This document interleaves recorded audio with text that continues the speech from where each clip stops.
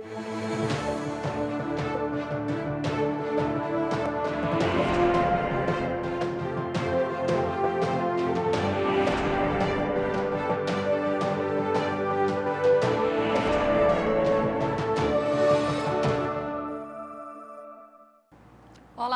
Hoje o nosso programa vai falar sobre as questões de gênero.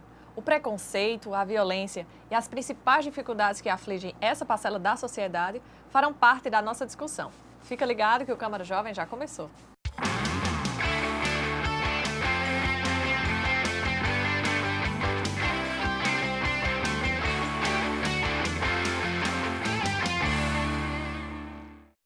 Bem-vindas aqui ao Câmara Jovem, obrigada por aceitar o convite.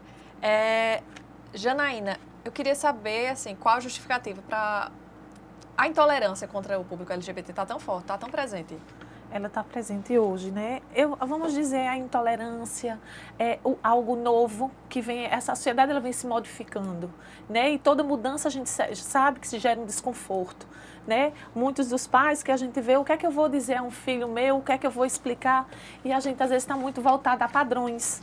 Né? E aí a gente tem vários padrões, não só um padrão religioso, de um culto religioso, mas outros padrões que a sociedade vão se pondo e se colocando diante de todos. Laison, você, como um personagem aqui que sabe, que vive isso diariamente, você percebe, sim, você já sofreu algum tipo de intolerância? Hoje em dia, pouco o preconceito, ainda existe preconceito, existe pouco, mas ainda existe. Principalmente, como a psicóloga disse, na parte das religiões, existe mais preconceito em relação a isso. Mas não é a mesma coisa de você sair na rua hoje em dia e todos veem fisicamente que eu sou um transexual, como antigamente, há 10, 20 anos atrás. 10, 20 anos atrás, ninguém sairia desse jeito, como a gente coloca a cara a tapa. Todo dia... É como eu sempre digo, todo dia eu vou para uma luta e todo dia eu venço aquela luta, entendeu? Hoje em dia eu acho que o preconceito é menor, mas ainda existe bastante. E qual foi o momento da sua vida assim, que você percebeu que, na verdade, você se interessava por meninas e não por meninos, como, enfim, se costuma acontecer? Bem menor, eu ainda criança, eu sempre gostei de brincadeiras masculinas, de ter mais amigos masculinos, homens e tal. Só que até aí, normal, para uma criança brincar e tudo certo.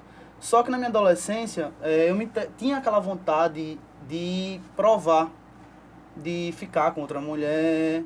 Na época eu ainda me sentia como mulher, tinha essa vontade. Só que aí eu ainda tentei relacionamentos com homens e não deram certo. Foi aí que, quando eu resolvi sair de casa, foi que eu consegui criar a coragem de realmente ir atrás do que eu realmente queria, do que realmente eu sentia. Foi aí que eu vi que eu me interessava por mulheres, mas ainda me assumia como mulher.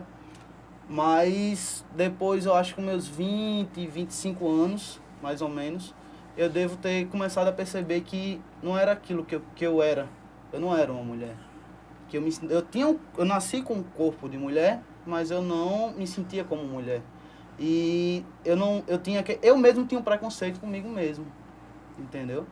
Por isso que eu não conseguia me assumir por conta da minha família, mesmo não morando com meus pais, mas eu ainda tinha esse medo da sociedade, do meu trabalho, como iriam reagir, dos meus amigos, como iriam reagir, porque nem todo mundo conhecia o que era ser um homem trans, como hoje em dia muitas pessoas conhecem, entendeu? E foi a partir desse momento que eu consegui, a partir dos meus 20, até 25 anos, que eu comecei essa minha mudança. Janaína, dê certo que essas pessoas, as pessoas trans, principalmente, eu acho que elas são as que mais são suscetíveis a problemas psicológicos, porque existe realmente esse conflito, não sabe se é homem, se é mulher, enfim, é um conflito bem grande que gerado ali na cabeça. Sim. Como é que... Tá. Pela própria fala de Leibson, a gente vê assim, Laison, não sei porque eu disse que era Leibson, falava Laison. Pela própria fala de Laison, a gente vê, né, nessa percepção e nesse reconhecimento, quando ele diz, eu me percebi homem aos 20. né? Quando ele diz, não, mas criança já tinha toda uma conotação. Isso aí é de um processo natural de nós, seres humanos. Né? Na criança a gente vai, mas é na adolescência que começa as experiências. Chama-se a fase que a gente chama de transição. Né, uma fase que ela é bem marcada pelos conflitos emocionais. Por isso que quando Layson traz assim, mas eu tentei me relacionar, é porque ela ainda estava se reconhecendo no mundo. Sabia que já tinha uns aspectos tendenciosos a essa relação com mulheres, mas ainda não. Eu vou ver, eu ainda vou me reconhecer, eu ainda vou me perceber no mundo, porque é através das experiências, né, da adolescência que a gente vai formando as nossas identidades enquanto jovem. Então, é a partir desses momentos que a gente vai vendo. Né? Então, quando ele diz, não, quando meus 20 e poucos anos, porque ele foi se reconhecendo, ele foi se vendo. E uma coisa bacana de Layson, se eu disser teu nome errado, perdão, viu, Layson? É porque é um nome, né, eu digo, eu ainda estou aprendendo essa questão do Layson. É diferente, né? Diferente, mais bacana, bonita, autêntico, obrigado. Faz parte, né, de todos nós, a escolha do nosso nome. Que bom a gente poder escolher o nosso nome. É um outro aspecto que a gente pode conversar a posterior. Então, quando ele diz, eu me reconheço quando eu estou adulto, porque ele foi adquirindo as experiências, ele foi fortalecendo. Uma fala muito forte dele, quando eu disse, eu mesmo tenho preconceito. Porque, às vezes, porque as pessoas? Porque elas precisam ainda construir a sua identidade. Elas precisam estar formadas e certas daquilo, e isso é processo. Isso a gente não amanhece hoje e já acorda dizendo amanhã, não, eu não me reconheço como tal. Né? Às vezes eu não me reconheço, mas aí vem os conflitos. Na adolescência isso é muito comum do processo. E aí para a gente colocar, ele ainda fica mais conflituoso. Né? Porque não, é porque eu não estou sendo reconhecida, é porque eu estou na adolescência, que às vezes a gente chama aborrecência. Né? E às vezes, muitas vezes, o que é que a gente pode empoderar e ajudar, né, a todas as pessoas em si, não, a gente não diz só os trans, a nós seres humanos, né, esse empoderamento, né, esse reconhecimento através a escuta, o diálogo, os laços afetivos, eles precisam ser muito bem afagados, né, para nós, para podermos a gente ser e termos o direito à nossa escolha de quem queremos ser. É verdade. Layson, a princípio, então, a gente pode dizer que você tinha a orientação sexual, a sua orientação sexual era a princípio eu me via como lésbica. No caso, eu era homossexual por gostar do mesmo sexo. Mas logo após, eu vi, quando eu consegui me reconhecer como homem, aí eu vi que eu sou um homem trans, hétero. Explica pra gente. Assim, é o seguinte, a mesma coisa com o homem e a mulher, cis. Homens que gostam de mulheres são héteros, certo? Sim. Homens que gostam de homens são homossexuais. Eu me reconheço como homem, então como eu sendo um homem, gosto de mulheres, então eu sou um hétero, eu sou um homem trans hétero. Então a sua identidade de gênero minha orientação sexual, eu sou hétero. Minha identidade de gênero, eu sou homem. Então você passou a sua identidade, ou a sua orientação sexual, isso. A princípio era homossexual. Isso. E agora é hétero. Isso. E sua identidade de gênero é? Homem trans. Homem trans. A gente tem um vídeo, é um pouco complicado realmente, essa questão de orientação e identidade de gênero. A gente tem um vídeo da Câmara Nacional, do programa Câmara Ligada, para explicar um pouquinho como é essa questão. Vamos ver.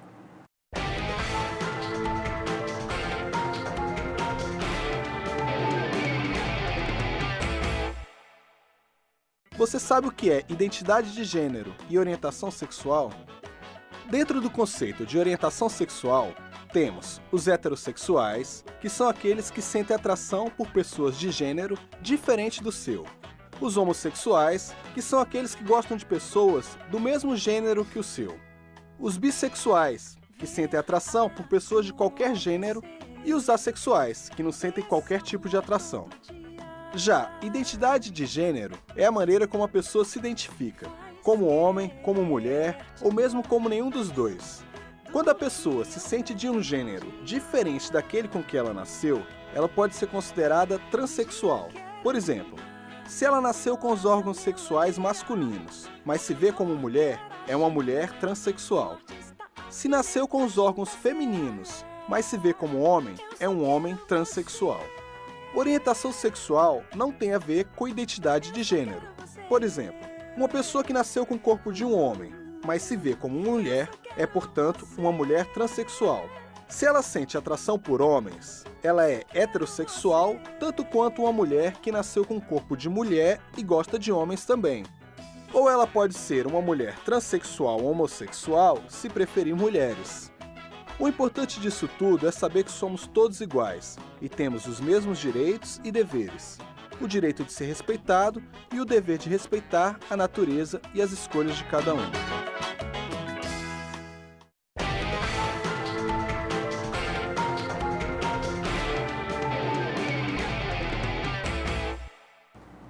Bacana, o vídeo explica bem direitinho, mas realmente é muito complicado de entender, de entender isso tudo. E no fim das contas são vários gêneros, são várias opções sexuais que existem, né? No fim das contas, né? No somatório geral chega a cerca de, sei lá, 56, não é? Enfim, Laison, você estava falando que tinha uma preocupação com a sua família. Sim. E tudo mais, né? E como foi no momento em que você foi contar para eles que você era trans, ou que era no início? Você contou logo no início? Não, até mesmo, assim, o primeiro choque foi quando eu contei que eu senti atração por mulheres. O choque, como você deve perceber, como não é o padrão da sociedade, é um choque grande para a família, mas depois todos aceitaram.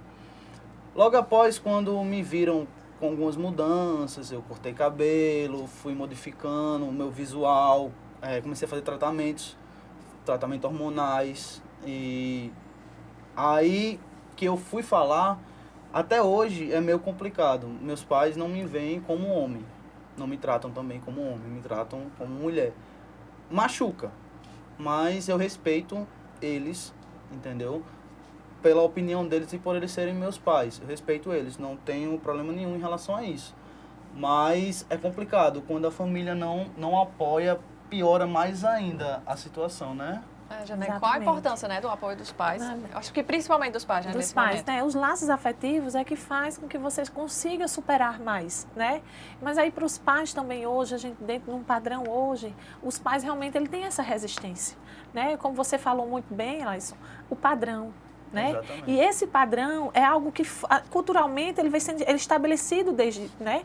Então, quando a gente foge, que as pessoas dizem que fogem do padrão, que hoje isso já está sendo modificado e aí as coisas já estão se tornando ainda dolorosos, mas assim ela já está se permanecendo, se estabelecendo. Na verdade, a gente vê. Para os pais, realmente, eles têm essa dificuldade, até porque quando diz, né, é a minha filha. Mas esses são processos de conquista. Doloroso. Hoje, como diz, eu estou aqui, é doloroso, mas eu estou. E a gente sabe, se Laison for falar, de quando ele começou a se assumir e agora, como as relações ainda não são como gostaria, não é isso, Laison? Mas que ela já se estabelece. Já melhorou um bocado desde o início. Né? Já vai se estabelecendo, porque isso são as relações. Os conflitos, eles existem, as pessoas vão elaborando e tudo isso é processo. Né? Nada se dá também da mesma forma como Laison ele ficou, né, no processo de assumir, de reconhecer esse papel. A família também tem um processo, um lado, que ela precisa se reconhecer também a mudança. E às vezes não é muito no mesmo tempo. E aí traz alguns danos, né, sofrimento para ambas as partes. Uhum. Né? A gente diz, não, mas é mais para Laison, gente, é para todos. Né? Quando os laços afetivos eles vão sendo... não é rachaduras, a gente não diz que não é rachaduras, mas quando vai existindo conflitos maiores que não conseguem se estabelecer logo, tem danos diante disso tudo, né?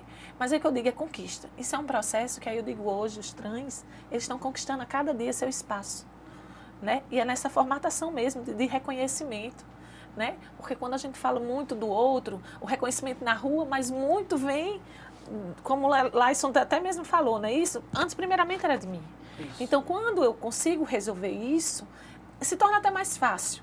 Com o apoio da família, vai ponderando mais, mas que também faz parte de um processo. Verdade. Gente, a gente tem que fazer um intervalo rápido. Já já a gente continua essa conversa. Até já.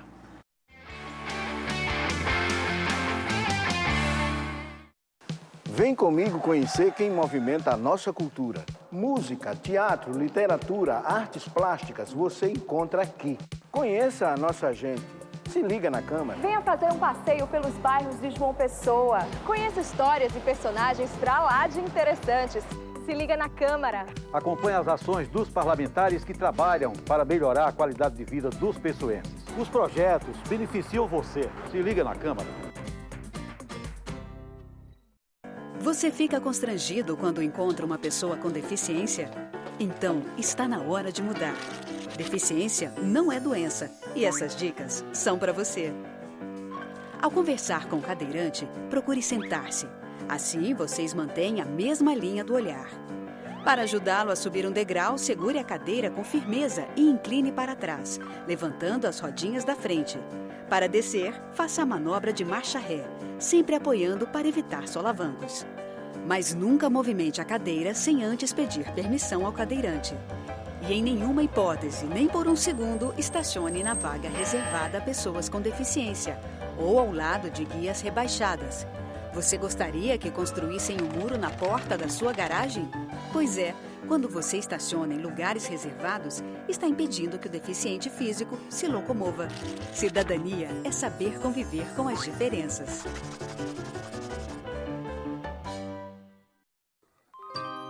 Essa é a nossa história. São lugares e monumentos para serem admirados. Vamos defender nosso patrimônio e manter essa memória viva. Essa é a nossa cidade. São praias e espaços verdes para curtir a natureza. Com a Câmara Municipal, vamos cuidar e preservar nossas belas paisagens. Se João Pessoa é o seu lugar, junte-se a nós. E vamos espalhar cuidados por aí. João Pessoa é o nosso lugar e a gente cuida.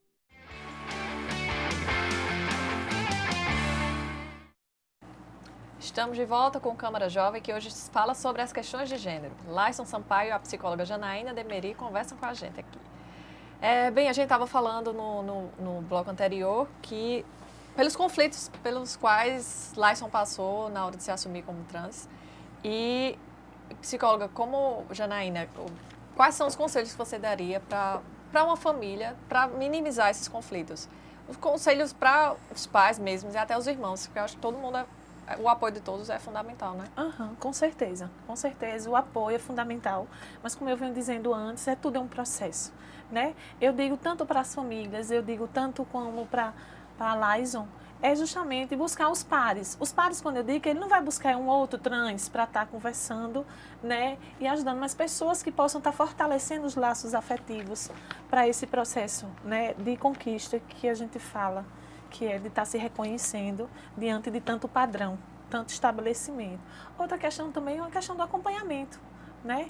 Um acompanhamento de profissionais, não só de uma categoria como a psicologia, mas também de todo um acompanhamento para empoderar, fortalecer, né? E ajudar nesse reconhecimento. E pode ocorrer de um adolescente ele ter mais predisposição para ter dúvidas sobre a orientação à sua identidade de gênero, justamente pelos conflitos que passam pela cabeça. Eles serem mais suscetíveis a, sei lá, imposição de mídia, enfim.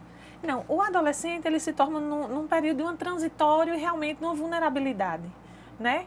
Mas assim, um adolescente, ele passa, ele começa, ele vai juntando a grupos por afinidades, por experiências, né? Então o adolescente ele vai se percebendo e vai construindo.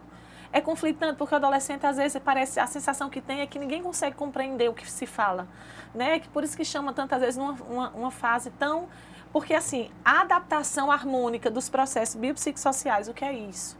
Né? Desse processo do biológico, psicológico e o social. Então, isso tudo faz parte do processo do adolescente. A vulnerabilidade não só nas questões de orientações, da sua identidade, de configuração. Né? Porque adolescente, quando a gente traz os pais, né, os responsáveis, ele está na fase da adolescência. E às vezes quer que o adolescente seja criança. Ou então cobra de adolescentes que eles tenham atitudes como um adulto jovem. Não é verdade? Então, realmente, para o adolescente, há vulnerabilidade sim. Né? Mas aí pela própria estrutura da adolescência. Também é uma fase de experiência também e não é nada determinante, né? Ele vai experimentar, enfim, pode experimentar tudo um pouco. E o bacana do adolescente, essa experiência, ele tem o toque dele. Porque quando a gente fala experiência, o conviver, a gente está tendo a experiência, mas tendo a minha, né, me reconhecendo, né, se reconhecendo. enquanto adolescente, enquanto papel, né? Porque às vezes a gente acha que o adolescente ele fica muito na cópia de modelos. Às vezes sim, por afinidade, né? Afinidade, a experiência, mas esse reconhecimento, essa percepção própria nesse processo da sua identidade. Laison, vamos falar agora das conquistas que o público LGBT tem conseguido, né, ao longo do tempo. Você trabalha aqui com a gente conhece a sua luta diária realmente. E o que você está conseguindo conquistar, como, por exemplo, a mudança, né, do seu nome social, você está nesse processo. E quais são as outras conquistas que o público LGBT está conseguindo? Hoje, recentemente, tivemos várias conquistas do pessoal, como a última que eu vejo assim, que foi a mais, que chocou mais e que realmente foi a que dá mais ênfase, foi a das escolas, né? De as crianças poderem escolher o banheiro que usar de acordo com o que elas sentem, se elas se acham como um menino ou como menina.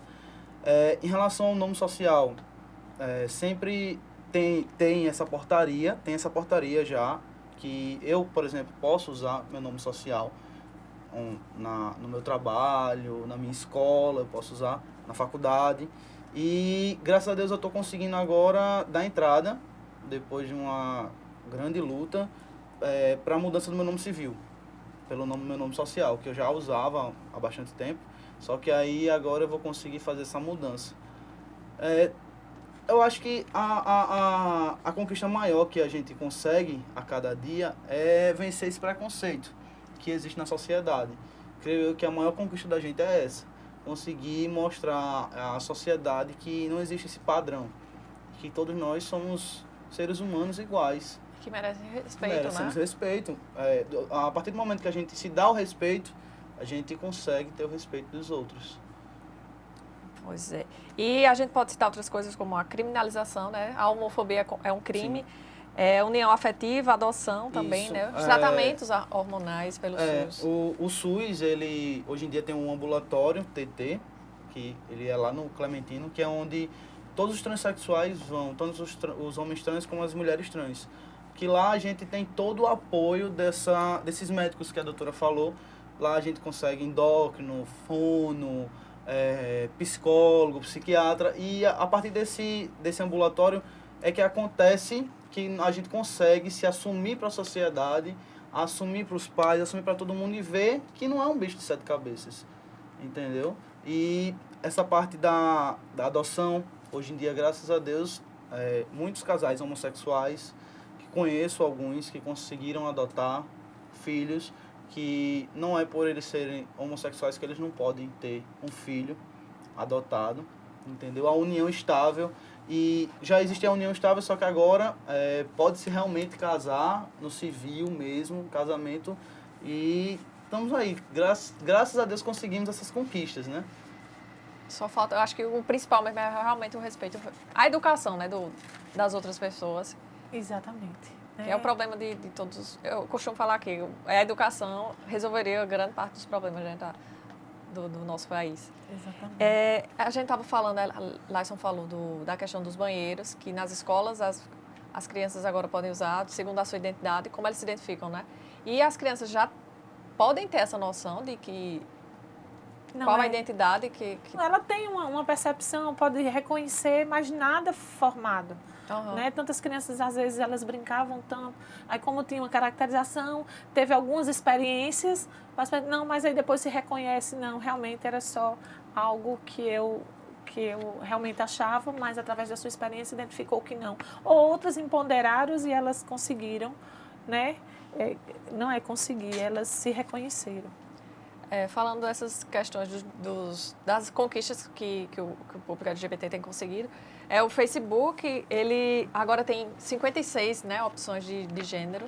Isso. A gente tem até uma imagem para ilustrar. Mas eu acho que no Brasil ainda não chegou. Que são 56 opções, você pode, enfim, tem essas opções todas. E são tantas, eu fui ler algumas delas e eu não fazia noção de que existia tudo isso. É realmente possível existir tantas opções assim? Lá no Face, aqui, por exemplo, como você disse, não sabia que já tinha chegado, mas aqui no Brasil já chegou. Chegou, né? Que no Face mesmo, eu coloquei homem trans, entendeu? E você não sabe o orgulho que a gente, quando faz isso, tem, entendeu? Que é mais uma conquista, como você falou, que o Facebook, uma empresa internacional, viu isso como uma coisa que se precisava para ajudar nesse não ao preconceito e conseguiu fazer isso em todo, não só no Brasil, mas nos outros países também, né? E tem termos como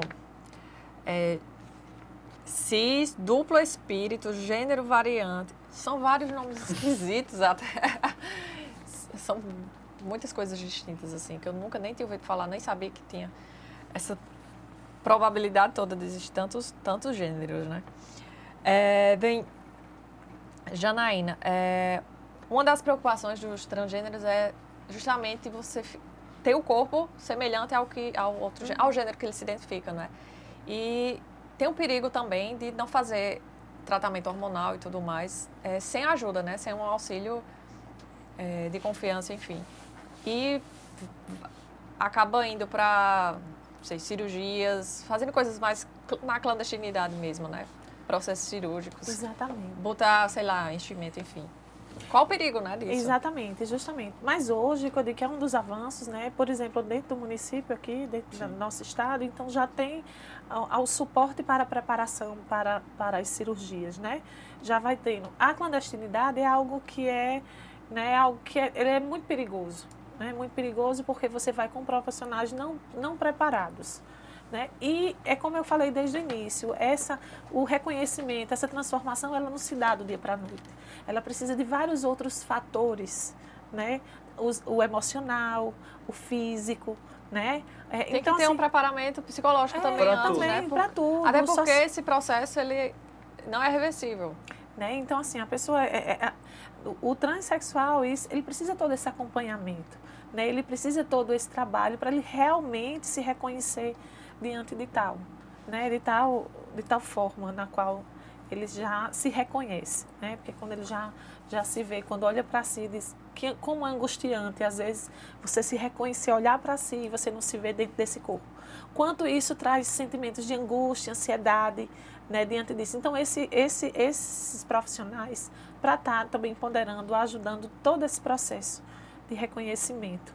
Ou não, né? Ou não, porque pode ser que diante de um processo, e aí a singularidade do sujeito, diante da sua percepção enquanto ser, ela pode ser mutante, mutável, dinâmico, vamos dizer dinâmico, e às vezes pode, não realmente eu não quero agora, não estou preparado para tal.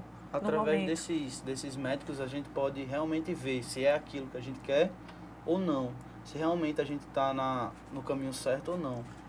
Entendeu? É exatamente isso, né? Porque às vezes a gente reconhece e aí quando a gente vai ponderando o reconhecimento, você vai...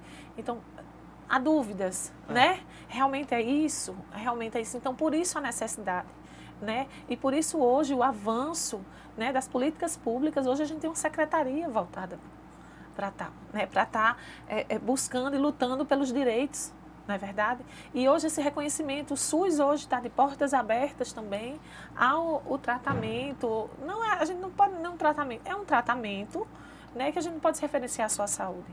É de uma equipe toda, muito profissional, voltada diante da necessidade daquele sujeito, a singularidade de cada um, isso é importante, né? Mesmo quando eu sou hétero, trans, bi, mas aí tem a minha singularidade, enquanto eu, Janaína, lido nesse processo, enquanto Laís, enquanto, né, Luciana se vê no seu processo. A gente não pode perder nunca essa singularidade em todo esse contexto. Laís, você está passando exatamente por esse processo, né? Você está fazendo... Eu faço tratamento hormonal através desse, que é um ambulatório, TT, e estou fazendo também... A gente, quando entra lá, você já cai e vai diretamente para psicólogo e psiquiatra. E aí depois que você vai indo para os outros médicos, que seria endócrino, e ginecologistas, urologistas, todos os médicos nós temos lá à disposição, a partir do SUS, né? E aí o bom de lá é que você não tem aquele medo, será que ele vai me entender? Será que ele vai saber o que é que eu estou passando? Lá esses médicos são especializados no assunto, entendeu? eu não vou chegar e comprar um hormônio pela internet como muitas pessoas fazem, por não Perigoso. terem esses médicos à disposição. Muitas pessoas compram pela internet, mesmo sendo mais caros, e não sabe se aquilo realmente é o seu hormônio, não sabe como tomar. Será que vai fazer mal a você? Será que vai, sei lá, vai dar alguma coisa? Ninguém sabe.